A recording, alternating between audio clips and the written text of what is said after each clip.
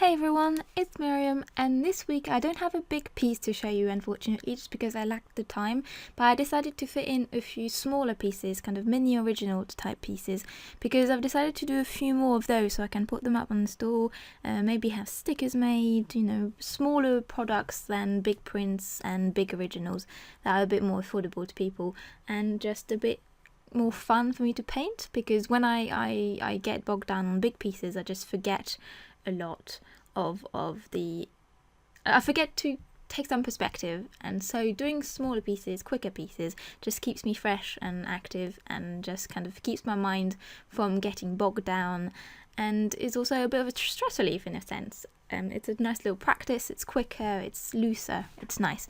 So I've decided to do more of the small originals, and those ones in particular in this video, you're going to see 3 hand paintings. And they were linked to the fact that I just finished my 100 hands challenge, in which I tasked myself to draw 100 hands. And so I finished that pretty recently. So I decided that I'd put my knowledge in action, in practice, let's say, and I decided to paint 3 different hands. I actually did 6, and if this video goes well, I'll post the other 3 in a separate video at some point. But these are the 3 first ones I painted. So they're all in gouache, as per usual, and they all have a bit of a twist, so something a bit more graphic about their quality. They're not just plain anatomically correct hands, they have all some kind of twist to them. And they were all also a reason for me to practice my skin tones further and practice doing that brush stroke kind of style again, because I'm still struggling to master that kind of technique. So yeah, this was the whole objective with those hands. This was the first one I painted from the 6, and it's the one I struggled the most with, actually, because for some reason I didn't really know how to go by it. I didn't know which tones to pick. I didn't know how to do the brush strokes. I didn't know how to make it look coherent. So to me, this is the one I like the least. But so I thought I'd start with it, just rip the bandage off, basically. But it turned out better than it started. That's my opinion, at least, and in the end I'm vaguely happy with it, even though it's not my favourite one. It's still one that, okay, kind of worked better than I had the feeling it was going to in the beginning. Painting these hands, I actually realised that I'm not happy with the stage I am at right now with regards to painting skin tones. And one of my most popular videos on my channel is my painting Caucasian skin tones in gouache video. And I am genuinely so amazed and thankful at how much it's blown up and how much people seem to really like it and enjoy the way I explain myself in the video. But to me, I still have a nagging feeling inside of me that it's badly structured, not knowledgeable enough, and that I'm not at the right skill level to be teaching anyone about skin tones.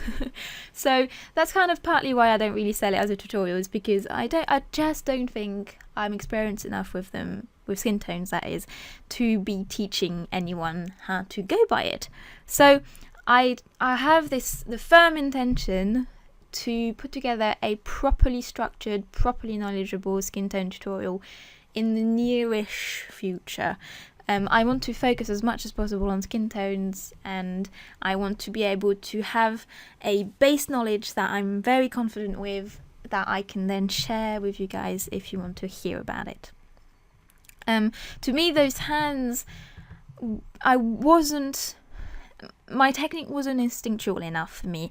I was still struggling a lot to decide on how I was going to paint them and how I was going to shade and how I was going to achieve the texture I wanted. It lacked a fluidity to me, and although time lapses make it look like I'm very confident and all that, this video took me an enormous amount of time to edit and put together, because it actually took me quite a few hours to put these 3 drawings together, because I just paused all the time, a bit like that Golden Boy video where doubt kept coming to me and I kept being really unhappy with the results and the colours I was using, and it was just a struggle, and I don't feel like, I don't know, I don't feel legitimate in how I've been teaching skin tones in that previous video. And so I really want to do something that's worthy of you guys, and something that's, you know, properly structured and properly put together. Especially because I've been preparing my gouache tutorial, and for this video I've been researching as much as I possibly could, and I'm going to wait until I've painted even more in gouache to then release it, because I want it to be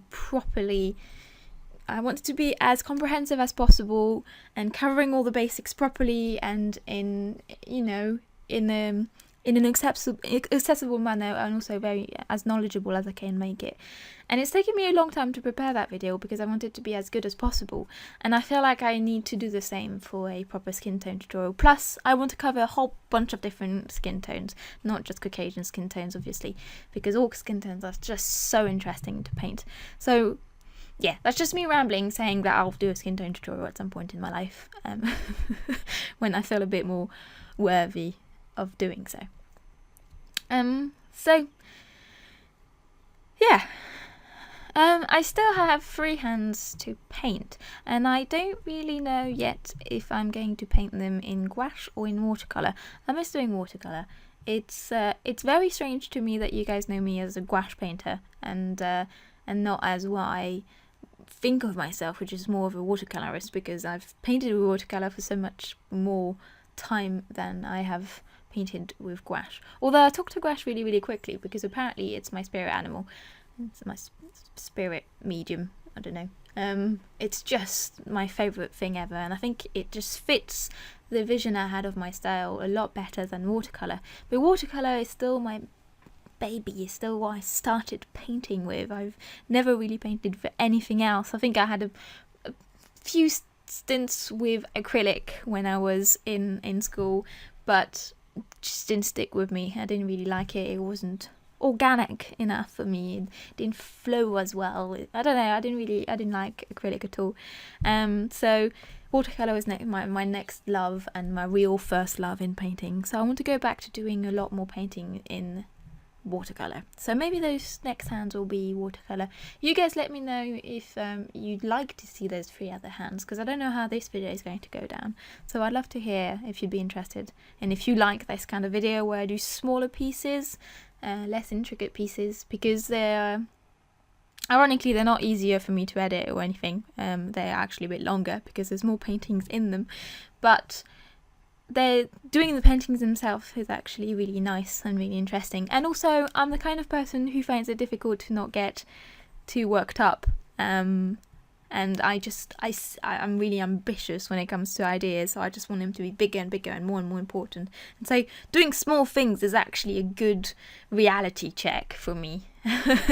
It brings me back to reality, and it shows me that I can do something I'm happy with, even if it's less ambitious, which is nice sometimes to relax the mind a little bit. But anyway, we're coming to the end of this video, and I actually really wanted to thank you all, because I've reached and gone beyond 2,000 followers in the past couple of days, and I wanted to thank you all for following me and say welcome to all my new subscribers. As always, my mind is always blown when new people join, because I don't know, it's just kindness, and everyone's so lovely and supportive. It's absolutely wonderful. Don't forget to follow me on Instagram if you want to see more sketches and behind the scene paintings that I don't necessarily record for YouTube. All these paintings will be on my store next week as prints and as original, if you guys want to snag any work of mine. And in the meantime, I hope you are all really, really well, and that you all have a lovely evening. See you soon. Bye everyone.